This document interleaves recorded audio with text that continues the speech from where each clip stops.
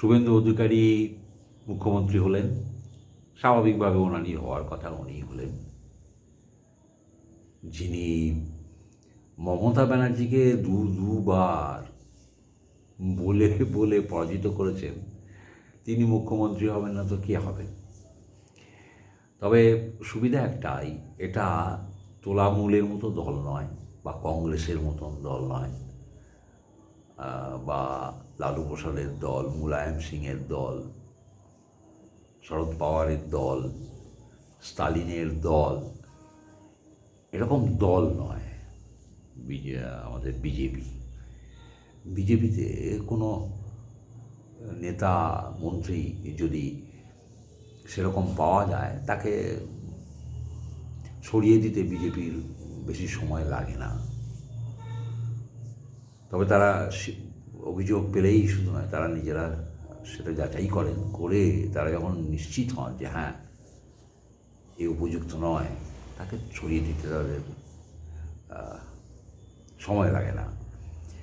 তো এদিকে যেটা দেখা যাচ্ছিল, বিজেপি জেতার পরেই রাতারাতি সব পাল্টে যাচ্ছে। যেখানে সন্ধ্যেবেলায় তৃণমূলের পতাকায় পতাকায় ছেয়ে গেছিলো যেসব জায়গাগুলো, সেগুলো দোকানপাট, এই সেই ইউনিয়ন অফিস, সেই সব, সেখানে দেখা যাচ্ছে সব গেরুয়া পতাকা উঠছে, সেখানে পদ্ম ফুলের পতাকা উঠছে। তারা সবাই নিজেদেরকে বিজেপি বলে ঘোষণা করে দিচ্ছে। ঠিক এইটা হয়েছিল 2011-তে, ঠিক এইটা। আর তার ফল তো আমরা দেখলাম গত 15 বছর ধরে। শ্রমিকবাবু নাকি বলেছেন যে আগামী 1 মাস কোনো কাউকে দলে নেওয়া হবে না। একদম তিনি একদম হুইপ জারি করেছেন, কেউ যেন এ বিষয়ে কোনো ভুল না করে। তো শ্রমিকবাবুর কাছে আমরা পশ্চিমবঙ্গের মানুষ হিসাবে একটা আবেদন রাখছি, আগামী 1 মাস কেন, আপনি আজই নতুন দলে নতুন কাউকে নিন, কিন্তু সেই নতুন কেউ যেন তৃণমূলের কেউ না হয়। মনে রাখবেন, যে তৃণমূলই 4 তারিখ পর্যন্ত তৃণমূলই ছিল, সে আর যাই হোক বিশ্বাসযোগ্য নয়।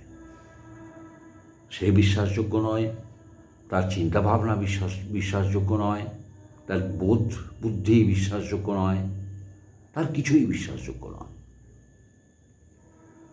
কোনোভাবে যদি আপনারা এই তৃণমূলের এই যারা অত্যাচার করেছিল, তারা সব ঢুকতে চাইছে আপনাদের দলে, তারা অটো টোটো, যারা তৃণমূলের ফ্ল্যাগ উড়ছিল যাদের মাথায়, দুপুর 12টা, 4 তারিখ দুপুর 12টার পর থেকে 12:30 1টার দিক থেকে সব গেরুয়া পদ্মর পতাকা হয়ে গেল। আপনি কি ভাবছেন? এরা যদি কোনোভাবে দলে জায়গা পেতে হবে না, দলের ভিড়ে জায়গা পায়, দলের কোনো কার্যক্রমের সময় সেই দলের সমস্ত ভিড়ের মধ্যে মিশে যদি তারা জায়গা পায়, তবুও তারা বিশ্বাসঘাতকতা করবে, তারা ওই ভিড়ের মধ্যে মিশে নাশকতা করবে, যাতে বিজেপির বদনাম হয়। আর যদি তাদেরকে আপনারা দলে নেন, তাহলে আপনাদের কিন্তু 15 বছর লাগবে না। তৃণমূলকে সরাতে আমাদের 15 বছর লেগেছে, আপনাদেরকে কিন্তু আমরা 15 বছরও লাগবে না। কারণ আমরা জানি, আমরা সোশ্যাল মিডিয়ায় যা খুশি বলবো, আপনারা তৃণমূলের মতো দল নন, ফ্যাসিস্ট নন যে আমাদেরকে আক্রমণ করবেন, আমাদেরকে মিথ্যা কেসে জেলে ভরবেন। মুখ্যমন্ত্রী শুভেন্দু অধিকারী হলেও তিনিও যদি চান যে আমাদেরকে জেলে ভরবেন, তিনিও পারবেন না, কেননা সেটা দল পারমিট করে না। তবে আমরা আপনাদের সঙ্গে ততক্ষণ থাকব যতক্ষণ আপনাদের গতিপথের পরিবর্তন না হবে। আমরা যদি দেখি আপনারাও আস্তে আস্তে তুষ্টিকরণের দিকে যাচ্ছেন, আমরা হাত ছড়িয়ে নেব, আমাদের সমর্থনের হাত। আমরা যদি দেখি যে পার্ক সার্কাসে দেদার টুপি পরে বাইক চালানো যায়, 4 জন মিলে বসে একটা বাইকে, তাদের কোনো বাধা নেই, আর আমাদের একটু হেলমেট পরে আসতে ভুলে গেলে কেস খেতে হয়, তাহলে আমরা বুঝে যাব আপনারা তুষ্টিকরণের রাজনীতি করছেন।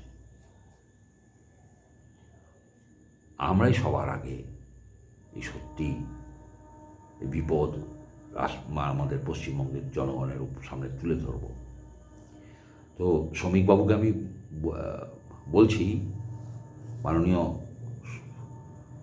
শ্রমিকবাবু, কোনো তৃণমূলীকে দলে নেওয়া চলবে না। যারা আছে এখন, তাদের মধ্যে যারা তৃণমূলী ছিল এককালে, ঠিক আছে, কারণ তারা বিশ্বাসযোগ্যতা প্রমাণ করেছেন। তার সব থেকে বড় প্রমাণ হচ্ছে শুভেন্দু অধিকারী, যিনি তৃণমূল থেকে বিজেপিতে এসেছিলেন, তিনি আজকে বিজেপির, পশ্চিমবঙ্গ রাজ্যে বিজেপির প্রথম মুখ্যমন্ত্রী হচ্ছেন। কম বড় কথা নয়। তো বিশ্বাসযোগ্যতা তারা প্রমাণ করেছেন। আর যারা এখন তৃণমূলে আছে, অথচ যাদের স্বচ্ছ ভাবমূর্তি আছে, ঠকবাসতে গাঁ উজাড় হয়ে যাবে যদিও, স্বচ্ছ ভাবমূর্তি আছে, তারা আরও 5 বছর ধরে নিজেদেরকে প্রমাণ করুন, তারপর দেখা যাবে। আমরা সমগ্র বিজেপি দলটার কাছে আমাদের এই আবেদন থাকলো, এই ভুল যেন আপনারা করবেন না, এই ভুল যেন আপনারা করবেন না। আর যত এই হুমকি দেনেওয়ালা বাবর, আকবর, হুমায়ুন, জাহাঙ্গীর, শাহজাহান, যে যেখানে বাবরের দলবল আছে, মোগল দলবল আছে, তাদের উপরে, তাদের সঙ্গে ব্যবহারটা গান্ধীগিরির করলে হবে না, তাদের সঙ্গে ব্যবহারটা যোগীগিরির করতে হবে। যোগী দেওয়াই তাদের জন্য একমাত্র প্রযোজ্য। এটা আমরা দেখতে চাই। গান্ধীগিরি আমরা দেখতে চাই। গান্ধীগিরি সভ্য ভদ্র মানুষের সঙ্গে চলে, গান্ধীগিরি জিহাদিদের সঙ্গে চলে না, এটা মাথায় রাখবেন। তো আর এই গেল, আর বিশেষ কিছু বলবো না আজকে। কালকে শপথ গ্রহণ আমরা দেখব। শপথ গ্রহণে আমরা অংশীদার হব। যদি সশরীরে যেতে পারি যাব, আর যদি বাড়িতে বসে টিভিতে দেখতে হয় দেখব, কিন্তু আমরা অংশ নেব। এটা দেখার আমাদের দরকার। একটা নতুন সরকারের সূচনা হচ্ছে, একটা নব আশার দিগন্ত উন্মোচিত হতে চলেছে। যাই হোক, আর কথা বাড়াবো না। আমি যেটা আপনাদেরকে একটু বলবো আমার ব্যক্তিগত বিষয়ে, এই চুলটা আর দাড়িটা আমি 2019 থেকে বোধহয় রাখা শুরু করেছিলাম, যে 21শে ভোট আসছে, তৃণমূলের পতন হবে, আমি চুল দাড়ি কাটব। কিন্তু 21শে করলো না।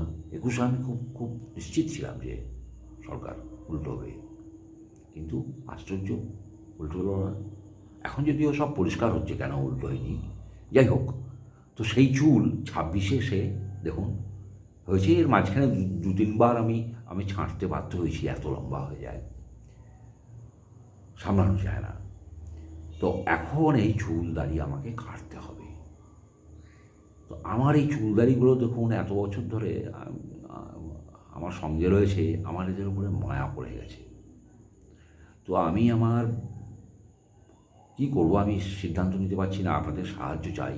আমি কি আমার চুল দাড়ি রেখে দেবো, নাকি আমার প্রতিজ্ঞা অনুযায়ী আমি কেটে ফেলবো, নাকি দুদিক বজায় রেখে একটু একটু করে